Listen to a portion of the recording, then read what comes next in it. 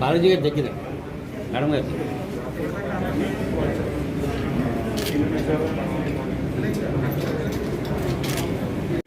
కి తాంజానియా చేరుకొని అక్కడ నుంచి కిలిమంజారో క్లైంబింగ్ స్టార్ట్ అవ్వడం జరిగింది. ఫస్ట్ రోజు నేను క్లైంబ్ చేసేటప్పుడు 6 hours క్లైంబ్ చేయాలి. సో నేను ఫస్ట్ రోజు క్లైంబ్ చేసేటప్పుడే కూడా నాకు చాలా కష్టంగా అనిపించింది, ఇంకా రిటర్న్ అయిపోదామా అన్నట్లు. నార్మల్గా నేను ఫస్ట్ ప్రిపరేషన్ వెళ్ళినప్పుడు 4th day నుంచి చాలా కష్టం ఉంటుంది అని చెప్పారు. నేను యూట్యూబ్ వీడియోస్ కూడా కొన్ని ఫాలో అయ్యాను ఫస్ట్. సో అవన్నీ చూస్తే కూడా అది బ్లాగర్స్ వాళ్ళంతా నార్మల్ 1 day ట్రిప్ వెళ్ళి వచ్చేసేవాళ్ళే. సో యూట్యూబ్లో చూపించినట్టు అక్కడ ఏమీ ఉండదు. First day 6 hours continue climb చేయాల్సి ఉంటుంది. ఆ 6 hours క్లైంబ్ చేసిన తర్వాత చాలా హ్యాపీగా ఫీల్ అయ్యాను, ఫస్ట్ డే సక్సెస్ఫుల్గా కంప్లీట్ అయ్యిందని.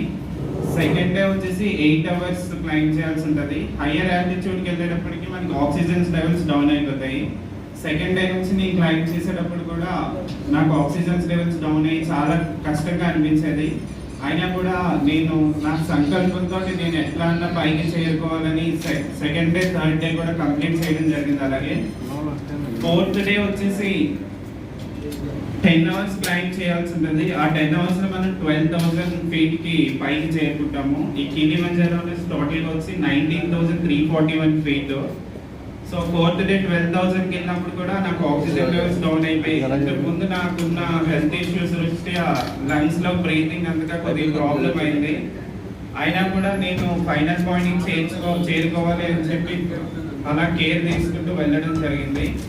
5th day ఎర్లీ మార్నింగ్ 6 కల్లా లేచి మనం రెడీ అయ్యి 8కి క్లైంబింగ్ స్టార్ట్ అవ్వాల్సి ఉంటుంది. 8కి స్టార్ట్ అయ్యి 3rd point నుంచి పీక్ ఫైనల్ పాయింట్ అయ్యి ఈవినింగ్ 5కి చేరుకుంటాము. 4th పాయింట్ దగ్గరికి చేరుకుంటాం 5కి. అక్కడ జస్ట్ 2 hours రెస్ట్ తీసుకొని మళ్ళీ వెంటనే 7 కల్లా మనం పైకి స్టార్ట్ అయ్యి మొత్తం మిడ్ నైట్ మొత్తం 12 hours కంటిన్యూగా క్లైంబ్ చేయాల్సి ఉంటుంది. అది 6th day మార్నింగ్ మనం గిల్మస్ పాయింట్ అని ఒకటి ఉంటుంది, అక్కడికి చేరుకుంటాం. ఈ మధ్యకాలంలో చిన్నపిల్లలు చాలా మంది ఎక్కారు అని న్యూస్ చూస్తూ ఉన్నాం మనం.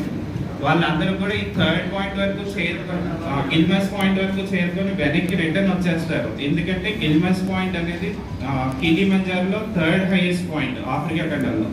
అక్కడికి వెళ్ళిన తర్వాత చాలా మంది రిటర్న్ అవుతారు. ఈ గిల్మస్ పాయింట్ వెళ్ళే దారిలోనే ఒక పీక్ ఉంటుంది. ఇండియన్స్ ఎవరైనా కూడా అక్కడ నుంచి రిటర్న్ వచ్చేస్తారంట. సో ఆ పీక్ కి ఇండియన్ పీక్ అని కూడా పేరు పెట్టారంట అక్కడ వాళ్ళు. ఈ గిల్మస్ పాయింట్ చేరుకునేసరికి మనం ఆల్మోస్ట్ 60,000 feet హైట్ లో వెళ్తాము. అక్కడికి వెళ్ళాక మేము వెళ్ళిన రోజు వచ్చి -29 degrees ఉంది చలి.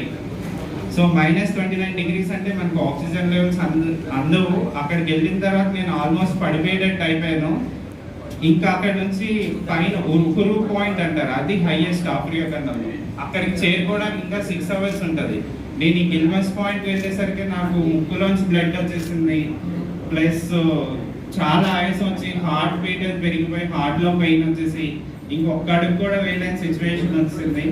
మేము వెళ్ళే 2 రోజుల ముందు ఒక జర్మనీ ఆయన ఇదే పాయింట్లో సిక్ అయ్యి ఆయన చనిపోవడం కూడా జరిగింది. సో అయినా కూడా మేము మార్నింగ్ 7కి చేరుకున్నాం గిల్మస్ పాయింట్ అనే దగ్గరికి. మేము నైట్ టైం ఎందుకు క్లైంబ్ చేస్తామంటే మేము క్లైంబ్ చేసిన స్లోప్ని వెనక్కి తిరిగి చూసుకుంటే మనకే కళ్ళు తిరిగిపోతాయి. సో అందుకని ఈ పాయింట్ నైట్ టైమే ఓన్లీ క్లైంబ్ చేయాల్సి ఉంటుంది. నైట్ టైం క్లైంబ్ చేసిన తర్వాత గిల్మస్ పాయింట్ నుంచి స్టెల్లా పాయింట్కి వెళ్ళాలి. అది ఆల్మోస్ట్ 3 hours పడుతుంది. స్టెల్లా పాయింట్ చేరుకున్న తర్వాత స్టెల్లా పాయింట్ నుంచి మళ్ళీ ఉహురు పాయింట్, అది ఆఫ్రికా ఖండంలో హైయెస్ట్ పాయింట్. అక్కడికి మేము జర్నీ చేసేటప్పుడు ఇంకా ఒక 1/2 కిలోమీటర్ ఉన్నాక నాకు ఒక్క అడుగు కూడా పట్టడం లేదు.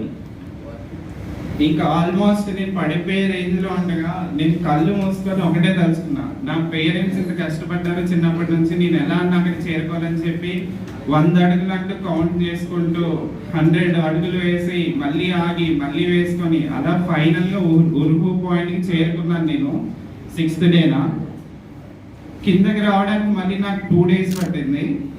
8th డే ఈవినింగ్ కి మళ్ళీ నేను కిందకి వచ్చాను. సో మెయిన్ ఈ కిలిమంజారో క్లైంబ్ చేయడానికి ముగ్గురు వ్యక్తులలో నేను క్లైంబ్ చేయగలిగాను. 1 మా ఫాదర్, 2 మా ఫాదర్, 3 కూడా మా ఫాదరే. మా ఫాదర్ చిన్నప్పటి నుంచి కష్టపడిందంతా నేను తలుచుకొని ఆ పాయింట్కి చేరుకోవడం జరిగింది. నాకు 100% నా పెట్టినా కూడా నేను వెళ్ళలేకపోయాను అసలు. కానీ ఇంకా ఎట్లా అన్నా వెళ్ళాలి, రీచ్ అవ్వాలని ఉరుగు పాయింట్కి చేరుకున్నాను. సో ఈ కిలిమంజారో క్లైంబింగ్ చేయడానికి నాకు సహకరించిన మీడియా మిత్రులందరికీ, మెయిన్లీ నా స్పాన్సర్స్ ఆకుల సత్యనారాయణ గారు, భాస్కర్ రామ్ గారు, ఎస్బి మోటార్స్ అండ్ అలాగే శ్రీప్రకాష్ పెద్దపురం స్కూల్ వారికి చాలా